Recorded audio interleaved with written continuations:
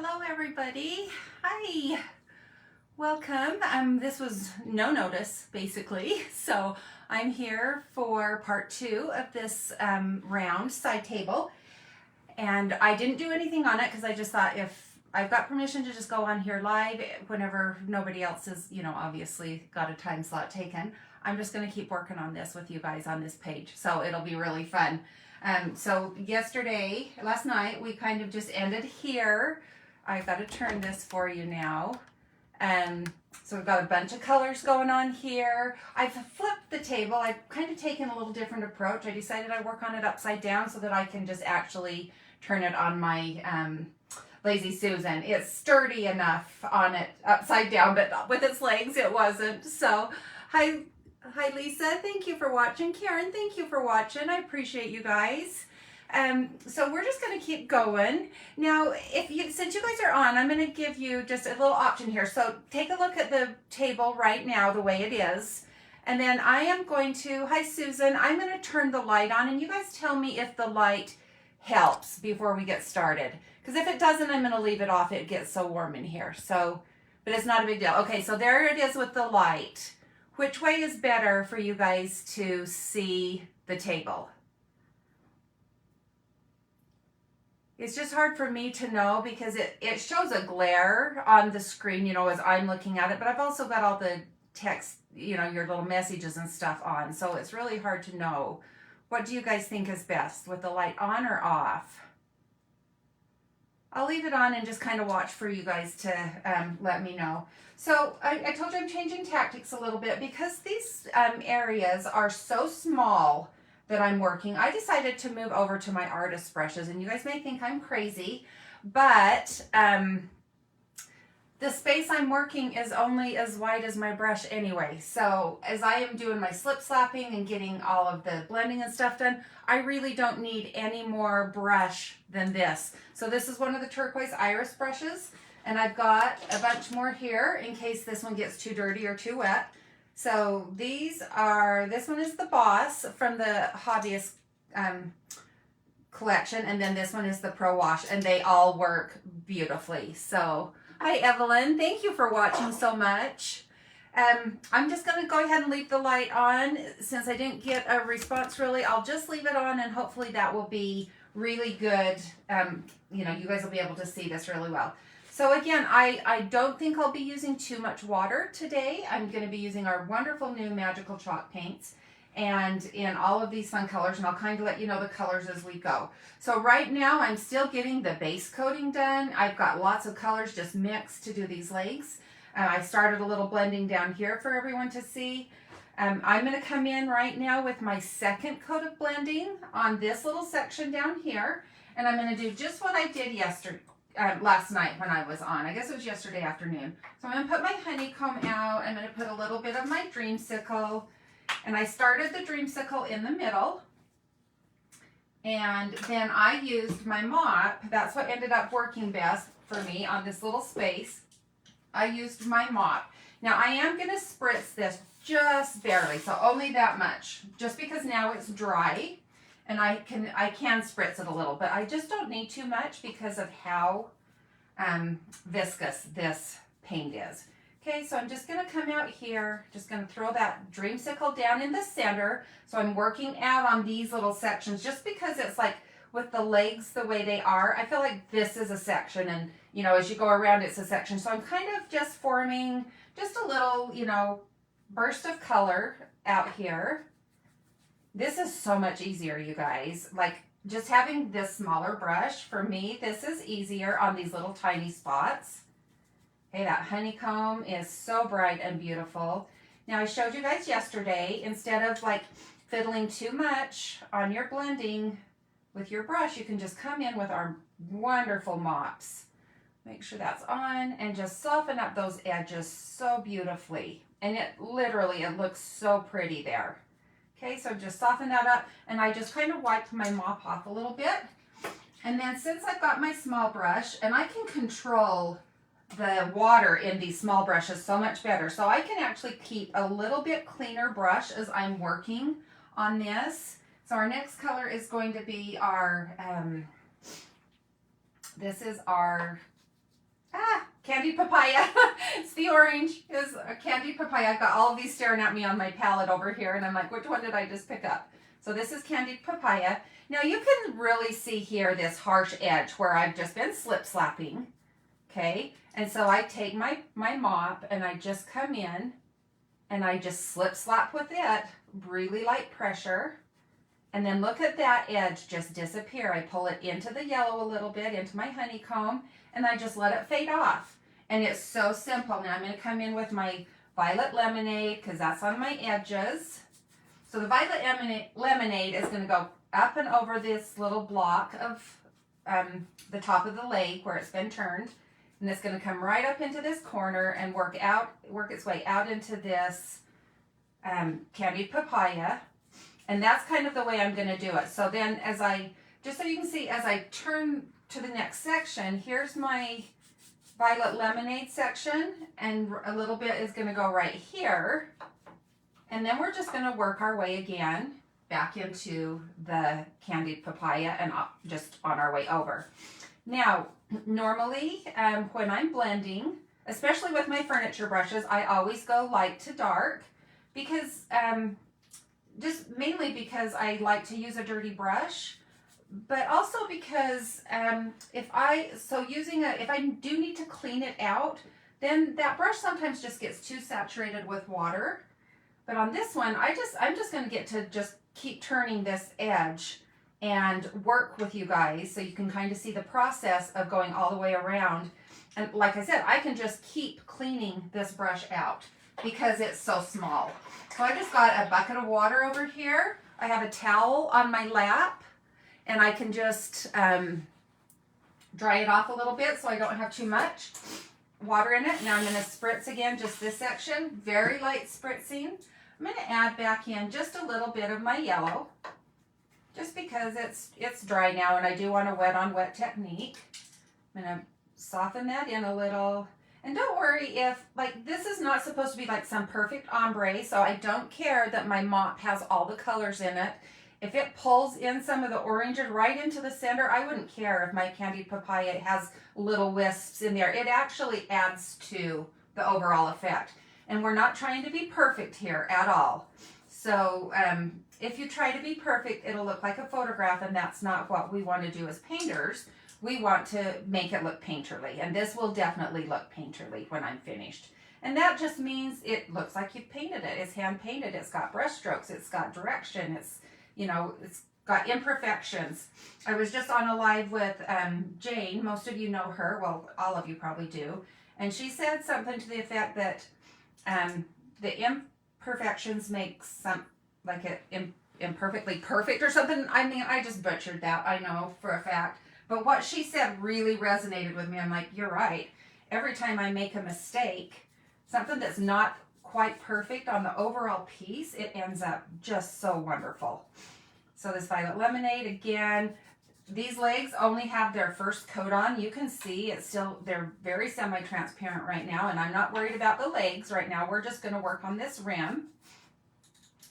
So let me now again, here we have this little pink line. I'm kind of slip slapping it to soften, and I kind of pull it into my other colors just so I get a really nice overall effect. And then I will come in again on a third swipe because again I'm using these very vibrant semi-transparent colors, and I know Josie is working with our manufacturer to get them a little more coverage, a little better, pushing them towards opaque. But really the nature of these pigments, for them to be this vibrant, we kind of just, the semi-transparent is an okay thing. It just takes a little more work. And that's, I mean, for all of us that paint, we know anything that's worthwhile takes a few minutes, right? The more time, the more layers we add, just the prettier it gets. So I've just got a little bit of candied papaya and violet lemonade in my brush. I'm just kind of double dipping here. And this is how I've been basing these legs in, to just get me a good color underneath, some good solid coverage. So when I come in and blend, I will be able to just not have to worry about coverage as far as covering up the color of the wood. This was a really dark table. And the other thing too, and I don't think I mentioned this yesterday, This table was in pretty poor shape, but for being in as bad a shape as it was in and as old as it is, it was really fairly smooth. And so I don't have much texture on here. So I've been really scooping my paint and leaving me some good texture on here because I like texture. So, and it's been working wonderfully. I haven't thickened my paint or anything with, like a gel medium, a heavy gel medium. I've just been going straight in with my paint, leaving a few extra brush strokes here and there, a little glob of paint here I don't smooth out quite as well because I do want there to be texture. Otherwise, when I get ready for those final touches, I don't really have anything for my paint to catch on. And so on this particular piece, just because the wood is not giving me that texture that I'm used to, I am having to kind of create that. So if you just kind of leave little, you don't want it dripping, an apparent perfect drip or anything, but I'm just like, when I say I'm scooping, you guys can see how much paint I have. Like that's thick paint. And then if I just deposit it on here and kind of just leave it in those spots, it'll be thicker and it'll give me some ridges. It'll give me some peaks and valleys, just barely, because this is a self-leveling paint. I'm not really giving it a chance to self-level because I got it going up and down. It does self-level this direction too, but it's more self-levels, if it's a flat surface. So anyway, long story short, I am trying to give myself just a little texture, and it's been working because I felt the leg that I worked on, and it seemed to be doing just fine.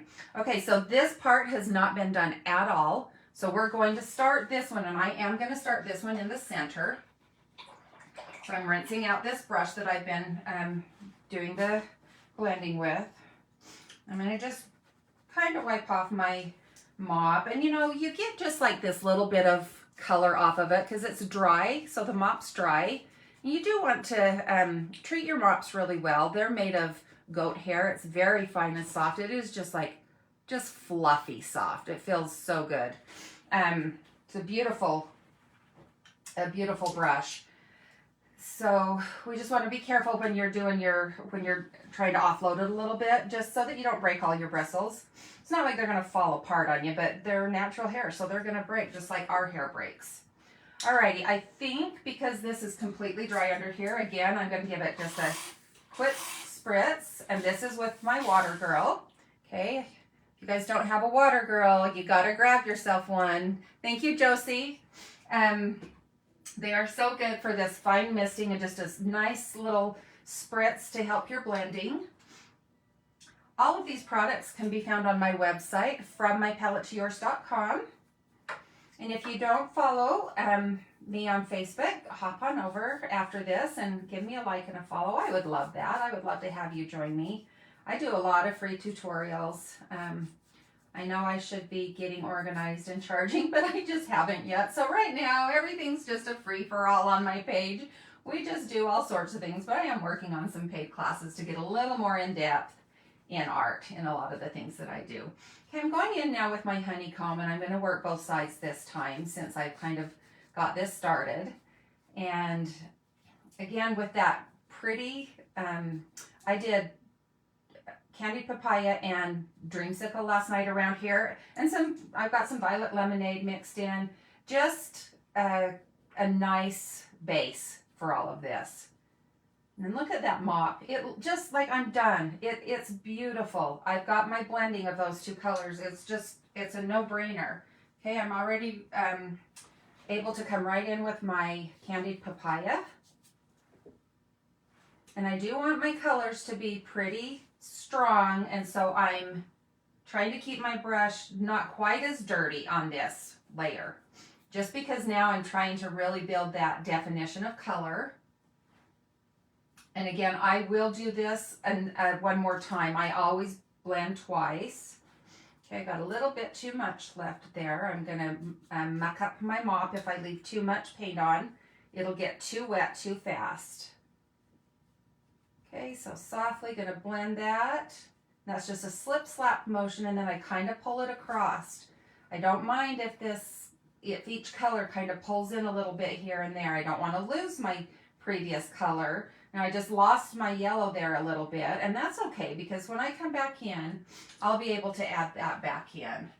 I can do it now. Let me just show you if you wanted, you know, if you're impatient like I am, you don't want to wait till the next swipe over. I could come back in and just add a little bit more of this honeycomb, but with these colors that are so light, I've just chosen such a light, pretty palette, you have to be pretty gentle to try and add that back on. And it's not really going to give you that vibrancy I had before I got my candied papaya in there. I just left a little too much paint on the surface, and so it just decided to just blend in too much with my honeycomb, and that's not a big deal. Now, the other thing that we can do, which is a really good thing, is when you're working on, where are my other mops? I have them all here. When you're working on several different colors like this, so my dreamsicle and my honeycomb are quite light, and then I get into the candied papaya and the violet lemonade and then the candy apple red. They're a little bit darker, so I probably should have 2 mops going, and I can't imagine where I put those because I had them all out here together yesterday. Oh, they're just sitting on the edge of the table. So I have a couple more mops. I'll just keep those in here in case I'll probably want to switch and start using those on my lighter colors. For those that weren't here yesterday, here is my inspiration piece. This is my pillow that goes out on my patio, and this table is going out there. So yes, honeycomb and candy papaya. Isn't it pretty, Josie? I love it too. So anyway, this is my inspiration piece for this, and we're just gonna see how it goes. Anyway, these colors, yes, these colors are just so fun. I'm going to come in with this clean mop and just soften that edge one more time. So I'm going to keep a lighter mop and now my darker mop. Now I'm going to come in with my violet lemonade and clean my brush out again. Again, I can because our artist brushes don't hold that much water. And so you can just like cheat right away. It's not cheating. It's like using the right tools, isn't it? So I can just come in now with my violet lemonade, pull this in right up to the edge of this candied papaya, overlap just a titch, come in with my dark mop here, the one that's got the darker paint on, and just soften it. Okay, and that's all that takes. Those 2 colors blend so gorgeous, and they mix into the most gorgeous color. When you mix candied papaya and violet lemonade about 1 to 1, oh my goodness, it's such a pretty color. And that's the beauty of color mixing. Like, you can have just an array of colors if you just do a little experimenting. So it's very fun. And these colors mix so lovely together. They just do such a nice job mixing. You don't have to worry too much. I mean, obviously you need to figure out your color theory enough to know we don't mix our primary or our complementary colors together, because they do just kind of make a mucky color, kind of a brown yuck color. So we don't want that. But I've been mixing all these, and you can mix our liquid pixie dust too. Okay, so this is, you can kind of see now, we've just kind of got wispy little lines, nice variation of color, got some pretty good blending going on, and the coverage is coming along. But again, we're going to do this again, and when I do this the next time, it's going to just like bring it all together. Okay, so again, here we are with our violet lemonade, and now that I've got 2 mops, I'm going to just start on this side, and let's just work our way around. And it's funny how as you work on a piece, like I had a little different vision for this piece, not a lot different, but it was going to be a little I don't know, I was going to have a little more, maybe a little more of a, a dominant color in a certain section, and then just a little bit of modeling. But now I just want it modeled. The legs, I just want them all just kind of modeled.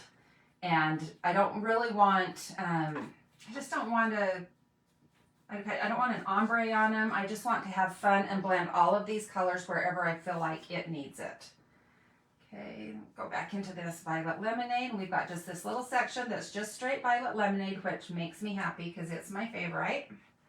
You guys, I went over my favorites yesterday and it took a long time on the video, so I'm not doing that again. I'm just going to say right now, Violet Lemonade is my favorite, and then the next time I find one that's my favorite, I'll also call it that. I hope that's okay with everybody, because I know it's really hard to just say you have one favorite when you love them all so much. Okay, and I don't have to do underneath this table. I'm not going to paint all the way inside here. I did seal it yesterday with force filled. I sealed all of it because it is going to go outside. It's not going to be like getting hit by the sprinklers or anything like that, but it is going to be hit with rain. You know, there's going to be times that I don't know the rain's coming and it gets caught in a rainstorm. So I want it to be, let's see, there's my center. I don't want to get over too far. And that's another reason that I usually start in the center, is so that I don't take up too much space here.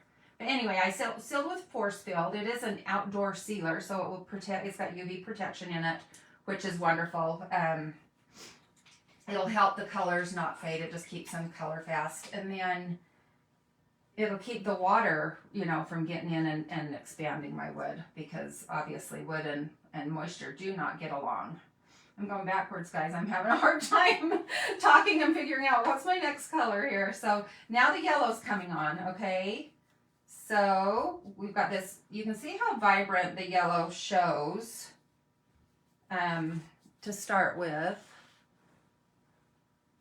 Oh, fun, Josie. Well, you should. And Josie's a great blender, so I don't even need to give you any pointers. Just like your frame that you did, all these gorgeous colors together. So now this one, I kind of have like, which mop do I want to use? I'm going to use my dirty mop on this side, because I want it to blend in pretty with my, you know, the dark mop, sorry, the dark mop on this side. I want it to blend in nicely with my candied papaya. And now I'm going to be moving over here to my dreamsicle down the center here. Okay. So I'll just get it on really quick. And this just needs a little spritz here. So we're just going to spritz over that with my water girl. And then I'm going to come straight into my honeycomb right here. Oops, picked up some violet lemonade. That's not going to matter. We'll just let that mix in. And that's what's so nice about when you do these blended tables and they're kind of wispy blends. It just, oh, you know, I ended up center. I should have looked down here. There's screw holes and there's one in the center. I could have followed that a little bit better. So anyway, that's great. I actually ended up where I needed to be. Okay, so now I want my lighter mop. I'm going to come in here and blend these together. Super soft touch. Really pretty. I just pulled this dark in just a little bit. I wanted a little better blend right there on that candied papaya. I'm going to wipe my brush off. I don't want any water in it because this dreamsicle is such a light color. The value is, you know, next to white, literally. So we're looking at, you know, like a value 9. And I just want that to pop a little bit better right there. And then we'll just pull that in a little bit with this honeycomb. Okay, that's much better. That's a softer blend. And then when I come in for the next, you know, session of blending, it's just going to tie everything together really beautifully. So let's rinse that color out. And again, I've got my towel here, but I did get paint on my apron, Josie, so it's been christened. And the color that I got was candy apple on it first. So it's now an official painting apron. I hate it when I have a new apron and I have to wear it. It's just something about me and aprons. I have just, well, I'm in the middle of a remodel, so I had to pack them all. And I'm like, this is ridiculous. I have a tote, one of those big totes full of aprons from my paint room upstairs that I had to pack up. And I'm like, okay, you've got an apron problem. But they're so fun. I just love aprons. I kind of think it's like a, I don't know, it's kind of a symbol of our painting. And aprons just, they remind me of my grandma, and I literally just love them. All right, I'm coming right into our candied papaya now. Right here. And I can just let it kind of flow over there where the violet lemonade is going to come in. The violet lemonade. Okay, soft blend here, because we do have the candied papaya can take over the honeycomb and just pretty much dominate it. So you do have to be a little bit gentle when you're getting that in. And then at the end, like if it's just too much and you're not getting your honeycomb, it can go right on top. So yeah, the initiation period is over. Oh, good, Jane, you love aprons too? Okay, well, we need to have an apron, like, I don't know, we need to find like the coolest aprons and let each other know so that we can all enjoy them. So I've got a little bit of goop paint right there. I need to just fix that really quick. Okay, coming right in with violet lemonade now. What I was saying was, I don't know, I get distracted when I look at comments. I should just pay attention to painting. Oh, the yellow. So the honeycomb is the color that I struggle with getting, you know, still to have that pop of yellow. And to be honest with you, like yellow, I love yellow, but I do like it in, you know, a little bit of, I don't know, I don't like it to be my main color. So a little bit of, you know, moderation with my yellows is usually what I do. I kind of lost my my candied papaya, so let me just place that in carefully. And using this brush, my artist brush here to do this, I'm actually able to control exactly where this paint is going. So, you know, I wouldn't be doing this if I was working on a great big dresser. But on a little table like this, I just kind of, you know, it's just a little piece of art. It's just a little work of art. And so that's kind of how you need to treat it. And it's really, it's fun to just sit here and fiddle with all of this blending. Because really, I mean, when you look at the width that I'm working with on this isn't much bigger in this section than a frame. And if, you know, so, I mean, I've used my little D on frames before, but I usually use the shortstop or my artist brushes because I just like that control better. And so kind of take a look at what you're working on and how big does your brush really need to be? Just because it's a piece of furniture doesn't mean it has to be a furniture brush that you're using. Because this, I'm getting such a better result with this big, the Boss, and you know, if I were using the Iris Pro Wash, that would be the same thing. I'd get the same effect because they're the same size of brush. Just kind of think about, you know, what's your surface, how big are the sections you're going to be working on. Because if I looked at the whole table, I might go, ew, I don't want a little artist brush out. But for all of these little sections where I need to do a little bit of fine tuning, where I lay my paint down, then, you know, I think it's an okay thing to do. So, and I just have a ton of control with my artist brushes. I'm going to try and work both sides this time. Let's just grab our violet lemonade here. Pull that in. And every time I get a chance, I kind of hit these legs a little. I add another layer, different colors. It's just going to give interest when I start to model those. And we're just going to do that with a slip slap motion. That's my favorite way to blend. I can pounce. We could, you know, I could do these with the Stipply and that would be actually really fun. But I think I'm just going to keep with this little bit softer blend with my artist brush. Let's lay in some candied papaya here.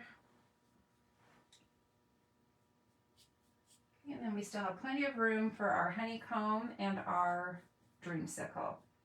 That candied papaya is such a pretty color. It's just a very unique orange. It's not a it's not a pumpkin orange. It's got enough red in it that I don't know, it's just it's a very unique orange. I don't run onto this orange. I mean, I don't know that I ever have, to be honest with you. I can't think of a tube of art paint, you know, my artist paint my acrylic paints that is exactly this tone. It is very unique and I sure love it. So about this time, guys, my mops are getting pretty wet. So, you know, the blending is going to become harder and harder to do with these.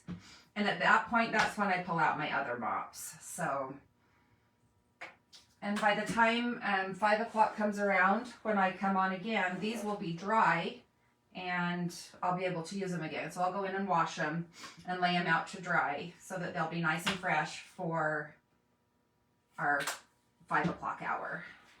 All right, I'm going to come in now right down the center just because I've cleaned my brush out. And I'm just going to kind of reverse this a little bit, come into the center, get my dreamsicle on, slapping it in. Trying to get enough on there that it's going to, you know, stand on its own here because the yellow's coming into it. And then I'm going to rinse that brush because I don't want to mute my yellow. I want my yellow to come on full strength. Okay, I'm just going to start up here, get that in. And really, when I'm doing this yellow, I've got the orange right next to it, so I kind of have to be careful about how much slip slapping I do. So I kind of want that yellow to stay strong in the center for me to start with. And then my mop is going to do the work for me as far as the blend. Just because it's such a small area, I'm literally, you can see it looks like little tiny stripes here. And then if I can bring in my mop, and this is the mop that's a little bit, got the lighter paint on. Just going to soften that into my dreamsicle. You know, you want that little softening area, you want it to be a blend of the two colors you're working with. That's the key to blending, is you want to blend, that's why we do it wet on wet. You want to blend the dreamsicle and the honeycomb into kind of a third color. And that's how nice blending goes, is so that you see a gradual change of color, but you don't see a line. Like you can see the line on this honeycomb and candied papaya, but once I start to mess with it here and start to blend it, then we lose some of that. We lose the harshness of the line and we kind of get that mixed color in between. Like I said, this mop, this is like, it's hashed at this point. I can't blend very well with it right now. It's just too wet. It's been picking up a lot of paint as I've been blending. It's done a beautiful job for me, but it just says, I'm tired. I've got too much paint in me. Rinse me out, please. Okay, I'm just going to come here and blend these in a little bit better with my little bit cleaner brush. And I'm still seeing chunks of the yellow, and this has happened on every section, so I just know it's going to be the nature of this piece. My yellow is not going to be quite as vibrant as I want it to be, but it's going to be enough. It's going to be enough that I'll see the little bits and pieces, and then when we get to the top, I'll be able to add a lot more to the top.